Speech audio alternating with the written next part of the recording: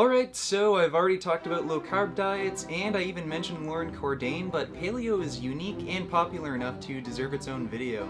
After creating the paleo diet, Lauren Cordain amazingly transformed his body from this to this! Now you know a diet is a bullshit fad when you see the creator selling products like these on his website. Wow, I didn't know Paleolithic cavemen ate fruit and nut bars. And oh look, protein powder too! You have to at least give Lauren Cordain credit for knowing his audience. He knows appeal to nature fallacies are good enough for these morons who can't even do a single proper pull-up and think basing their diet on a primitive people who often died of nutritional deficiencies is a good idea. The funniest thing about this diet is virtually every single recommended food item was created during the Neolithic era. So why even call this the Paleo diet when this, and this are all Neolithic?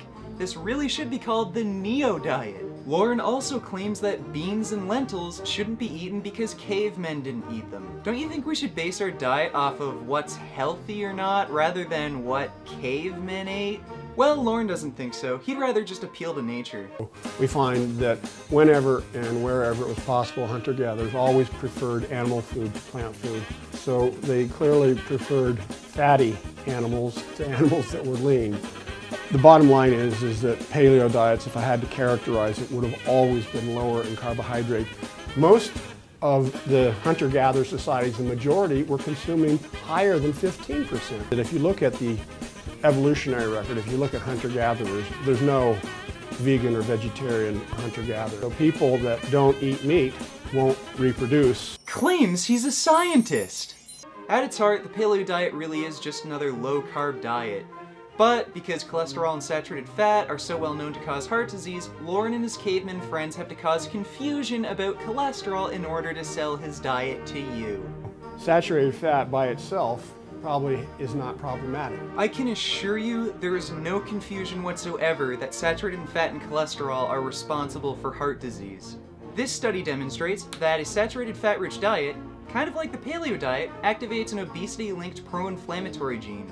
This study demonstrates that a high cholesterol diet causes a lipoprotein responsible for cholesterol transport stays in circulation longer, where it's more susceptible to oxidation and cause inflammation. Now, this study demonstrates that rapeseed oil, which is high in monounsaturated fat and free of cholesterol, does not increase LDL and does not increase oxidized LDL, whereas butter, which is high in cholesterol and saturated fat, does increase LDL and oxidized LDL. So butter would be almost okay?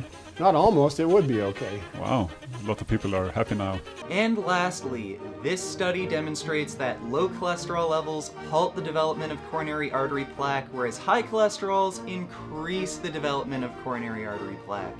I think under the context of the paleo diet, saturated fat really has a minimal effect on either cancer or heart disease. Cholesterol is very clearly a culprit for heart disease.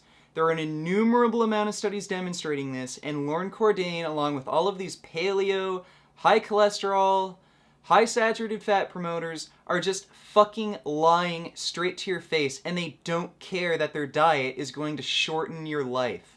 And despite of all its stupidity, this diet got its real success by marketing to stupid, insecure men and telling them the diet and lifestyle they already have is somehow ultra-manly and primal.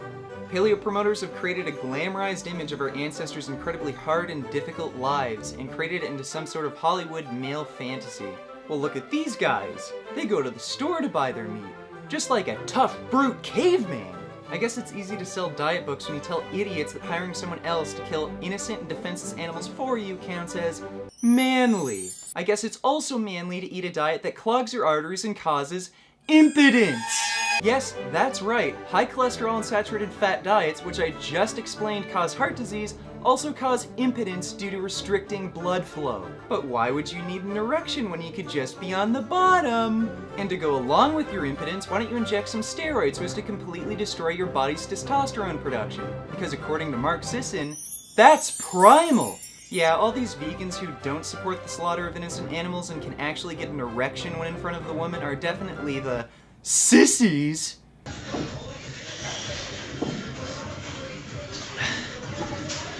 Come on, take control, Patrick. Come on. Set yourself right. Come on. That's it. Come on. Sit into it. and explode up. Drive!